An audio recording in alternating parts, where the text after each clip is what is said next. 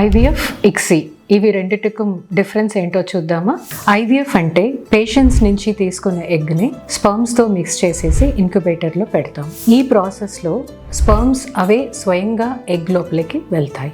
ICSI అంటే egg షెల్ని దాటి స్పర్మ్స్ని egg లోపలికి వదలడం. ఈ ప్రాసెస్లో బెస్ట్ స్పర్మ్స్ని మనమే సెలెక్ట్ చేసి ఎగ్ లోపల ఇంజెక్ట్ చేస్తాం. సో ఇక్సీలో అడ్వాంటేజెస్ ఏంటి? ఫర్టిలైజేషన్ రేట్ ఎక్కువగా ఉంటుంది. అలానే 35 years పైన ఉన్న పేషెంట్స్కి ఎగ్ చుట్టూ ఉన్న షెల్ థిక్గా ఉండొచ్చు. ఇలాంటి సిచ్యువేషన్లో స్పర్మ్స్ అవే స్వయంగా ఎగ్ లోపల వెళ్ళేదానికి ఇబ్బంది పడవచ్చు. దీనివల్ల పేషెంట్స్కి ఫర్టిలైజేషనో ఎంబ్రియో ఫార్మేషనో అవ్వకుండా పోవచ్చు. ఇలాంటి పేషెంట్స్లో ఇక్సీ ప్రొసీజర్ సక్సెస్ రేట్ని ఇంక్రీజ్ చేస్తుంది. ఐవీఎఫ్లో ఎలాంటి అడ్వాంటేజెస్ లేదా అంటే అట్లా కాదు. ఐవీఎఫ్ అనేది ఒక న్యాచురల్ సెలెక్షన్ ప్రాసెస్ అన్నమాట.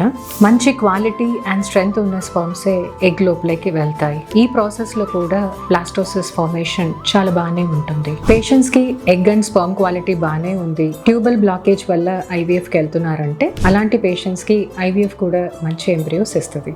సో ఒక కపుల్కి ఐవీఎఫ్ కావాలా, ఇక్సీ కావాలా అనేది వాళ్ళ మెడికల్ కండిషన్ బట్టి డిసైడ్ చేస్తాం.